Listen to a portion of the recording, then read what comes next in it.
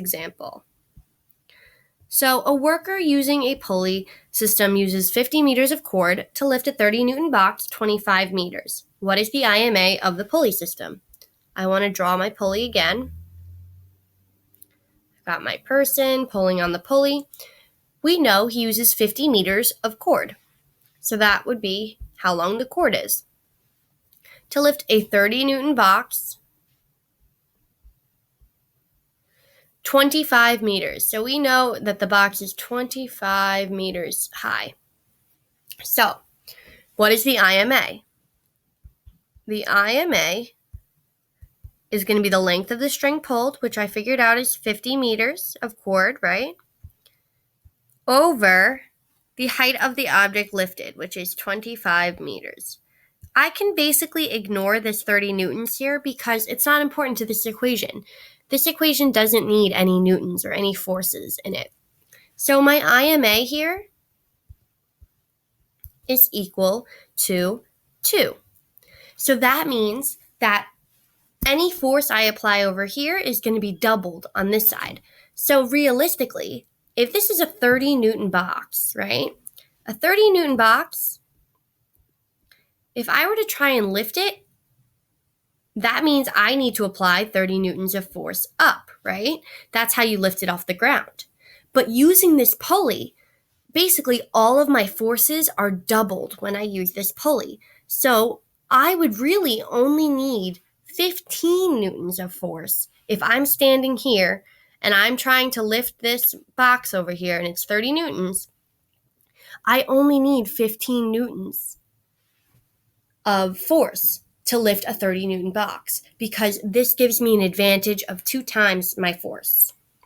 Okay? All right.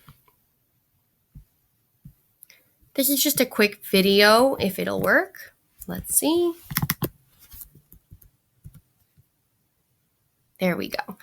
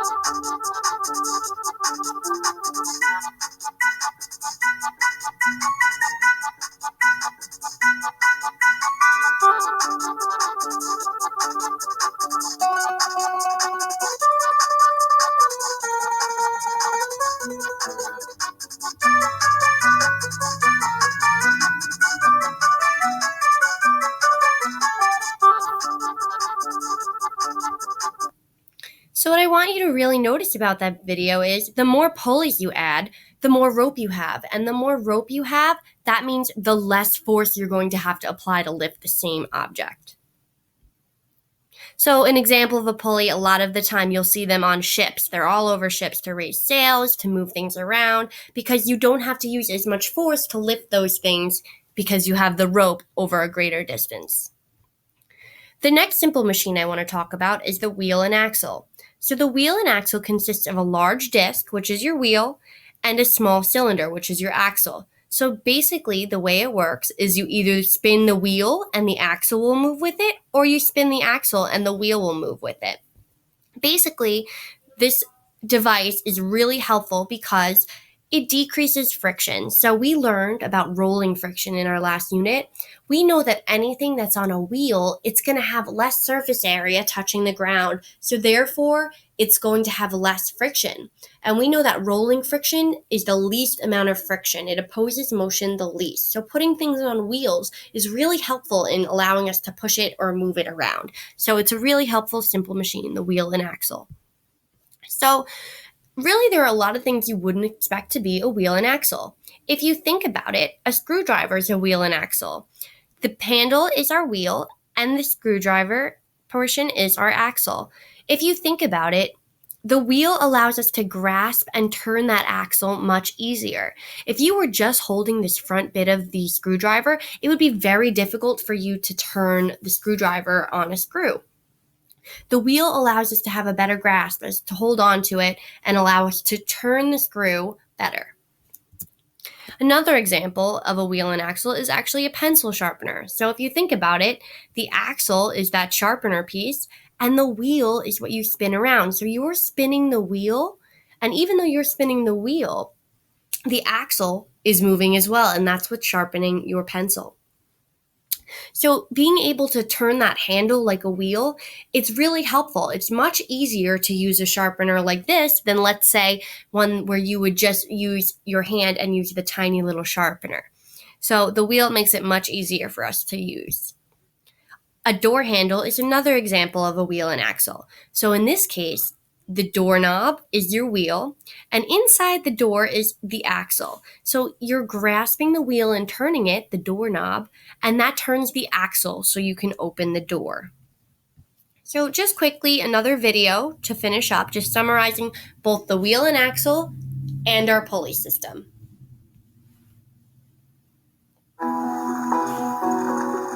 Whether you're a tricycle rider, bicycle rider, rollerblader, motorcycle racer traveling at over 200 kilometers an hour, or just me trying to carry a really heavy suitcase across a giant airport, wheels can make what you're doing easier.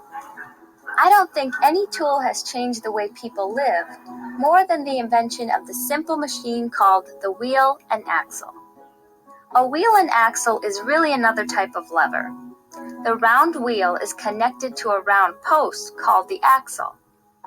Turn the wheel, and the axle goes along for the ride. And that means anything resting on top of the axle gets a ride too. The wheel turns on the axle the way the lever tilts on the fulcrum. Yep, if you look around, you can see examples of the wheel and axle everywhere. Take something as simple as a doorknob. The knob is the wheel, and the post that goes through the door is the axle. When you turn the knob, the post turns easily. It seems simple, but try turning the post without the knob attached.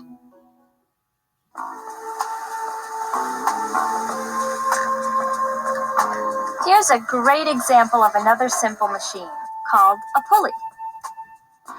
It helps me raise this heavy sail without having to climb way up high to do it. A pulley is a special wheel with cord wrapped around it. When the rope is pulled, the wheel can turn in either direction.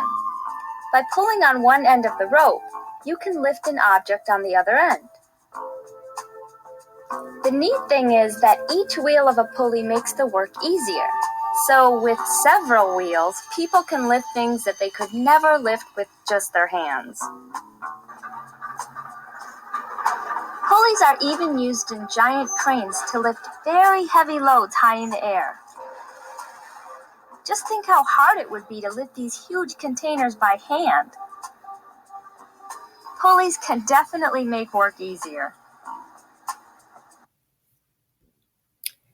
Okay, and that's all we got on wheel and axle and the pulley system.